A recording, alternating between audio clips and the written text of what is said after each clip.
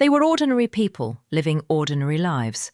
A family man chasing his dream ranch, a college girl in love, a student helping her friend, a teenager getting ready for school, and a man just trying to do his job.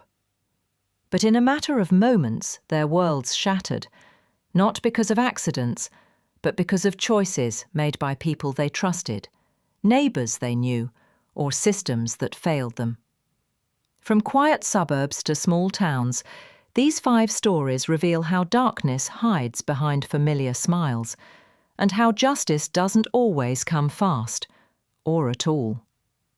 This is the truth behind the cases that shook small-town America. Aaron Martinez was the kind of man every small town is built on. Hard-working, loyal, the kind of neighbour who waves even when you don't. For years, he dreamed of owning a quiet ranch where his family could finally breathe, away from the noise of the city. And when that dream finally came true, it should have been the start of peace, not the end of his life. His new neighbour, Trevor McEwen, was the complete opposite. Angry, loud, and proud of the hate he carried. He called himself old school, but everyone knew what that really meant. He hated people who didn't look like him. From the first week, Trevor made it clear Aaron wasn't welcome. He yelled racial slurs across the fence, fired guns into the air, and even threatened the family's animals. Aaron did what good people always do. He reported it, documented it, trusted the system to step in. But nothing happened. The sheriff shrugged it off as a neighbour dispute. The fear in that house kept growing until one morning in May 2023 it exploded. Trevor stormed across the property, gun in hand. Within minutes, Aaron Martinez, the man who only wanted to build a better life, was gone. The town was furious. Trevor was arrested, released, then vanished before his trial. For weeks, people asked how a confessed killer could simply walk free. When he was finally caught again, even the courtroom felt like it was holding its breath. The verdict? Life in prison. But for Aaron's family, that wasn't justice. It was just the end of a nightmare that never should have started. Sometimes evil doesn't come from strangers. Sometimes it moves in next door. Lizzie Marriott was 19, bright, kind, and endlessly curious. She had just started studying marine biology and was the type of person who saw the best in everyone. Her friends said she could light up a room just by walking into it. But that trust, that kindness, was exactly what led her into the wrong place on the wrong night. It started when Lizzie met a woman named Kat McDonough, a classmate who seemed fun, free-spirited, and easy to talk to. Lizzie liked her right away, so when Kat invited her over to hang out one evening in October 2012, she didn't hesitate.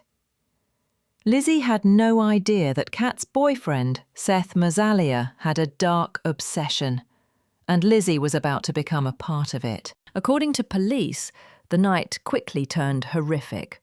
Seth had planned the entire thing, using Kat to lure Lizzie into his apartment. When Lizzie resisted his advances, Seth strangled her. Together, they tried to cover it up, dumping her body into the ocean. It was as if they believed the sea could swallow the truth forever. But the truth has a way of surfacing. Kat broke down under questioning and eventually made a deal, testifying against Seth in exchange for just 3 years behind bars. Seth was sentenced to life without parole. Lizzie's family never recovered, but they refused to let her story fade. Lizzie trusted a friend. She walked into that apartment believing she was safe, and she never walked out. Sometimes the monsters we fear most aren't hiding in the dark. They're the ones who smile when they open the door. Jessica Dishon was 17, a high school senior from Shepherdsville, Kentucky. She loved music, laughed too loud, and had her whole future ahead of her. On the morning of September 10th, 1999, She walked out of her house to catch the school bus. She never made it there. Her parents found her car still in the driveway, door open, engine running, her shoes and her phone inside.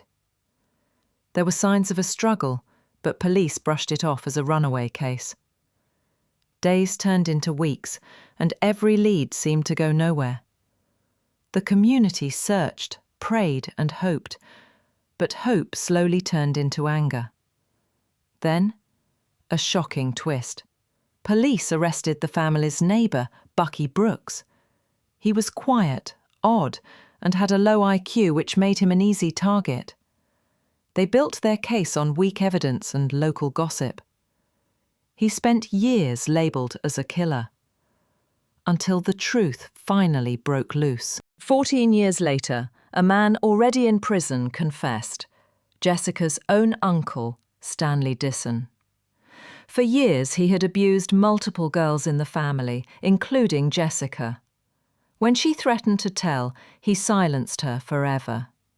He dumped her body near a riverbank, then lived free for over a decade, while another man took the blame. When Stanley finally confessed, he took a plea deal for a lighter sentence, far less than what the family felt justice demanded. Jessica's parents said the hardest part wasn't just losing their daughter. It was realizing the monster had been sitting at their family table the whole time. Justice came, but far too late. And in Shepherdsville, that silence still lingers like an open wound. Rocky Bryant was the kind of man everyone liked. Reliable, easygoing, the one who'd cover your shift or stay late without complaining. He worked hard, kept to himself, and was finally getting his life on track. But one night at his job site, something went terribly wrong, and within hours, Rocky was gone. It started as a normal shift, no arguments, no warnings, yet when co-workers arrived the next morning, they found signs of a violent struggle, and Rocky's body left behind. The police were quick to suspect jealousy. Rumours spread that Rocky's fiancée had grown close to another man at work, and that tension had been building quietly for weeks. As investigators dug deeper, the story twisted. The fiancée and her rumoured lover both denied involvement, but small details didn't add up. The timing, the phone calls, the messages. Eventually, both were arrested, but prosecutors knew their evidence was thin.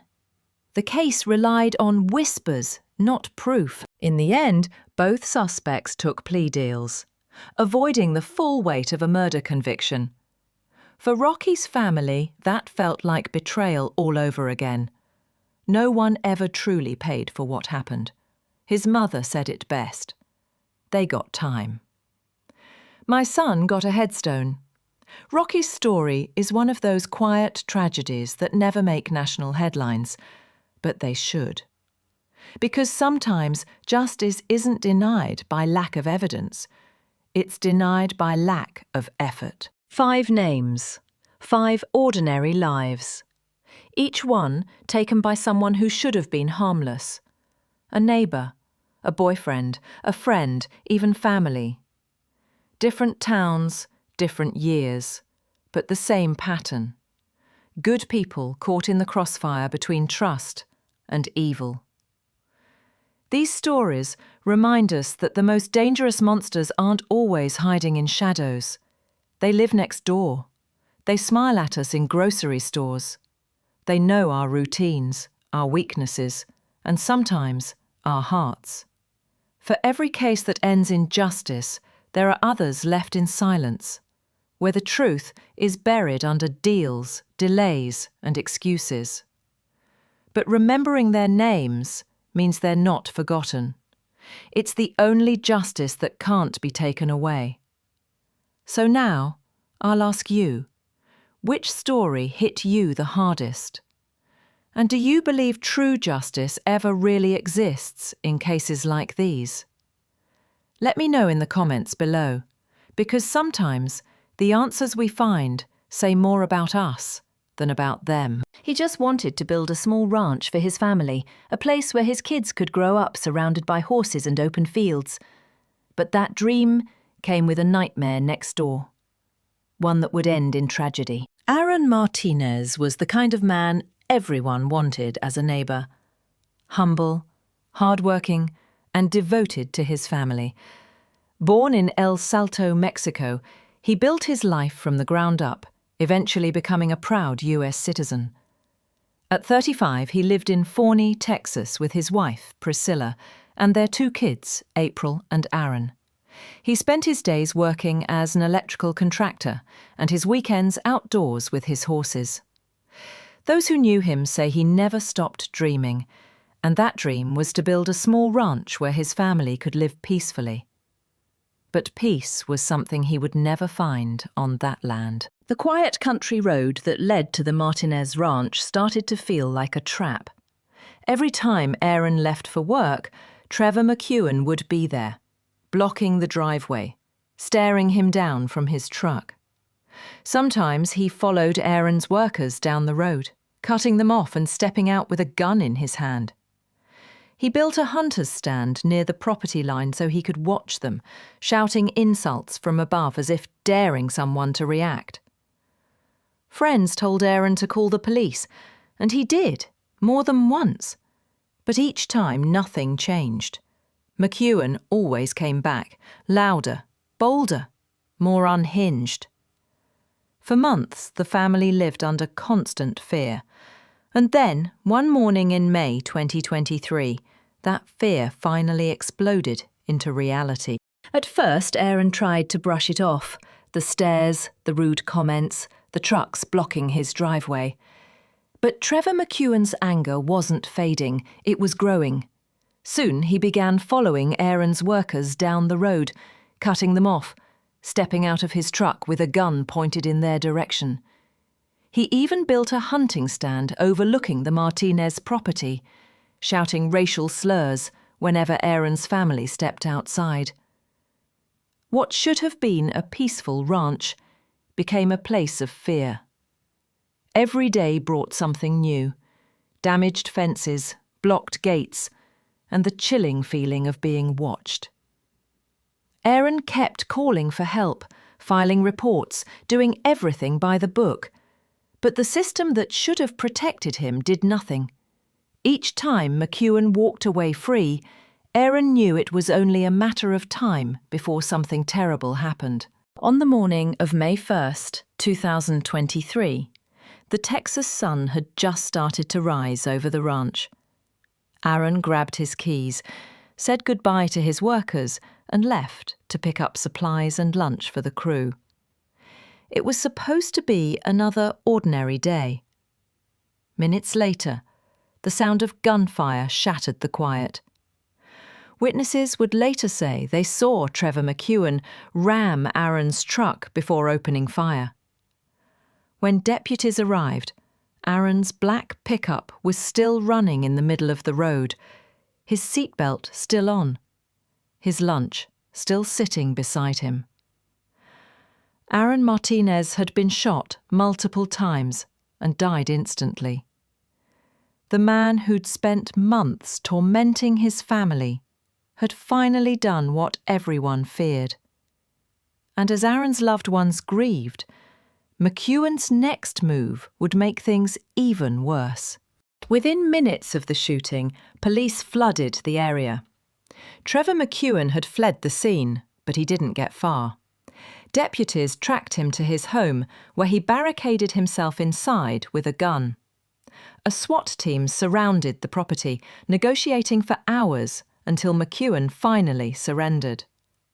During questioning, he admitted to killing Aaron, but called it self-defense. Detectives didn't buy it. Witnesses had seen everything. Aaron was unarmed, trapped inside his truck with no chance to fight back. The confession sealed it. This was no split-second decision. It was hate, planned and executed in cold blood.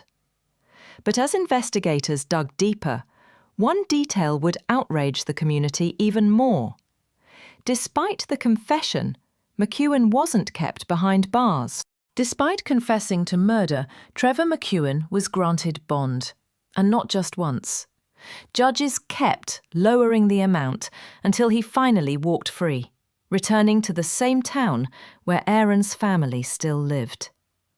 To the community, it felt unthinkable. A confessed killer allowed to roam free while a young family mourned in fear. Weeks later, McEwen failed to show up for a court hearing. He'd vanished. US Marshals launched a manhunt across Texas, warning that he was armed and dangerous. For months, his face appeared on wanted posters and local news reports, but he always seemed one step ahead.